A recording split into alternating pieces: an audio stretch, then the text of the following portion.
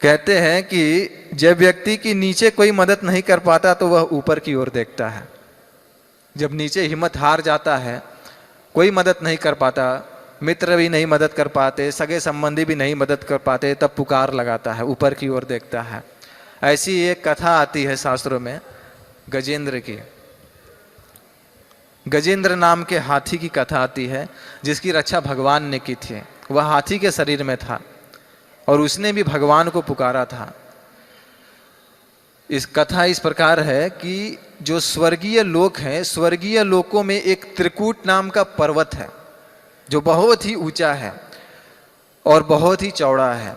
10,000 योजन उसकी ऊंचाई है और 10,000 योजन उसकी चौड़ाई भी है। उस पर्वत पर, त्रिकूट नाम के पर्वत की घाटी में एक ऋतुमत नामक बहुत ही सुंदर उद्यान है, बगीचा है, पर्वत है। और उस बगीचे के बीचों बीच एक विशाल सरोवर है, बहुत ही सुंदर सरोवर है। और उस बगीचे में, वो बहुत ही सुंदर उद्यान में एक गजेंद्र नाम का हाथी रहता था, जो वहाँ का राजा था। बहुत ही बलशाली था। उसे ये भागवत में कथा आती है जो मैं आप लोगों को सुना रहा हूँ। वह जो गजेंद्र नाम का हाथी था, उससे शेर, बाघ, बड़े से बड़े जानवर भी डरते थे। इतना बलशाली था, इतना बलिष्ठ था, इतना उसके भुजाओं में बल था। और उस हाथी की बहुत सारी संगिनियां थी, हथिनियां उसके बहुत सारी उसकी संगिनियां थी, पत्नियां थी और बहुत सारे बच्चे थे, बहुत सारे मित्र थे। एक बार क्या हुआ, उसका मन आया क्यों न उस सरोवर में जाकर स्नान किया जाए, अपनी पत्नियों के साथ थोड़ा रमन किया जाए, विहार किया जाए और इस जगत का थोड़ा आनंद लूटा जाए। कभी कभी भौतिकवादी लोग इच्छा करते हैं ऐसी। तो गजेंद्र ने भी इच्छा की और वह अपनी पत्नियों के साथ चल दिया सरोवर में नहाने के लिए। पत्नियां भी जा रही हैं, बच्चे भी जा रहे हैं, साथ में सगे संबंधी सभी जा रहे हैं साथ में। और सरोवर में घुस गया, पत्नियां भी सरोवर में घुस गए और नहाने लगे। कोई एक सूंड से पानी उठाता, अपनी पत्नियों के ऊपर फेंकता, पत्नियां अपने सूंड से पानी उठाती, अपने पति के ऊपर फेंकती। ऐसे आनंद लूट रहे हैं। जैसे भौतिकवादी व्यक्ति जब बहुत धन मिल जाता है, ऐसो आराम मिल जाता है, गाड़ी है, बंगला है, नौकर भी है, सब कुछ है, तो आनंद लूटता है। सोचता है कि अब तो जरूरत ही क्या है, मेरे पास सब कुछ है, मैं सुखी हूँ। लेकिन वह काल के प्रभाव को नहीं देख सकता जो उसके ऊपर मंडरा रहा है। इस तरह से जब गजेंद्र उस सरोवर में स्नान करने लगता है तो उस सरोवर में एक घड़ियाल होता है। घड़ियाल मतलब मगरमच्छ रहता है। और सरोवर की उथल पुथल के कारण मगरमच्छ का ध्यान आकर्षित होता है कि कोई तो शिकार आया है इस जल में। और वह धीरे धीरे पानी के नीचे जाता हुआ उस गजेंद्र के पैर को पकड़ लेता है। जैसे भौतिकवादी व्यक्ति जब इंद्रिय तृतीय में अत्यधिक व्यस्त रहते हैं तो कभी कभी मृत्यु आती है तो अपने ही बीच में से किसी घर के मुखिया को उठा के लेके चली जाती है, तो सब लोग विलाप करने लगते हैं। इसी तरह जब गजेंद्र को मगरमच्छ पकड़ लेता है तो वह बहुत प्रयास करता है, बहुत बलिष्ठ होता है। लेकिन कहते हैं, प्रभुपाद जी बताते हैं तात्पर्य में, गजेंद्र बलिष्ठ था, वह हाथी बहुत बलवान था, लेकिन उस समय वह पानी में था। और पानी का राजा किसे कहते हैं? मगरमच्छ को कहते हैं।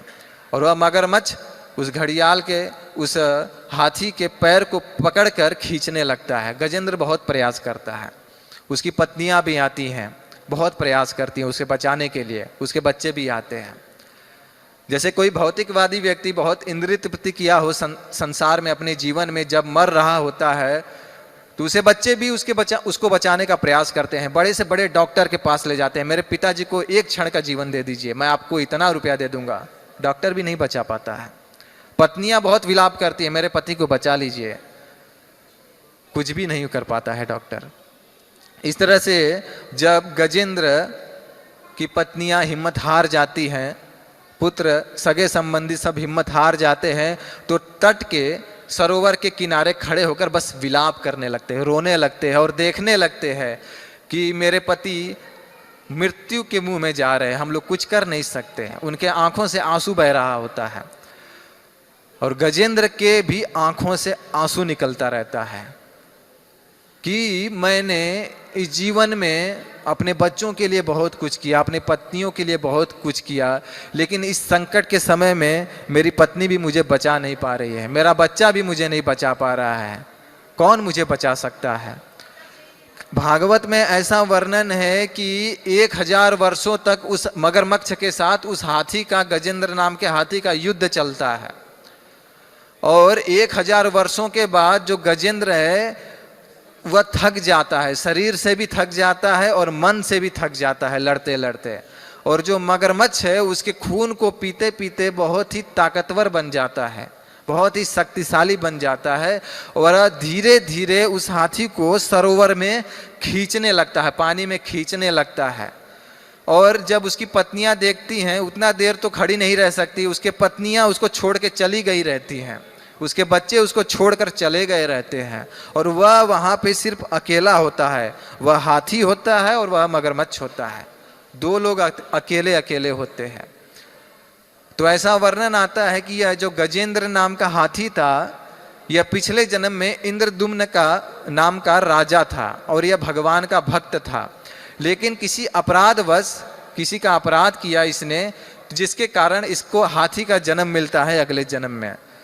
और उस अपराध के कारण जब हाथी का जन्म मिलता है तो भगवान ने कहा है कि कौनते है प्रतिजानी ही न में भक्त्या पड़सते, हे कुंती पुत्र तुम संसार के सभी लोगों को बता दो कि जो मेरा भक्ति करता है उसका कभी भी सर्वनाश नहीं हो सकता, उसकी मैं रक्षा करता हूं।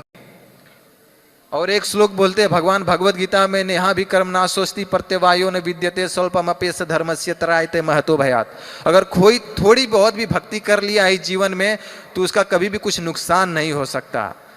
तो कहते हैं कि उसको पूर्व जन्म के संस्कार के कारण भगवान की स्तुतियां याद आती हैं, उसके स्मरण में भगवान का स्तुतियां जो उसने याद किया था पिछले जन्म में, ये याद आता है, और वह भगवान की स्तुति करता है, भगवान का गुणगान करता है। गजेंद्र कहता है, नमामि मे ज्ञातमातुरं गजा कुतः करिण्य प्रभवन्ति मोचितुं ग्राहेण पासेन विधातु आवृत अपि अहम च तं यमि परमं परायणं। गजेंद्र कहता है, जब मेरे मित्र तथा अन्य संबंधी हाथी मुझे इस संकट से नहीं उबार सके तो मेरी पत्नियों का तो कहना ही क्या, वे कुछ नहीं कर सकती। यह विधाता की इच्छा थी कि इस घड़ियाल ने मुझ पर आक्रमण किया है, अतः मैं उन भगवान की शरण जाता हूँ जो हर एक को सदैव आश्रय प्रदान करते हैं।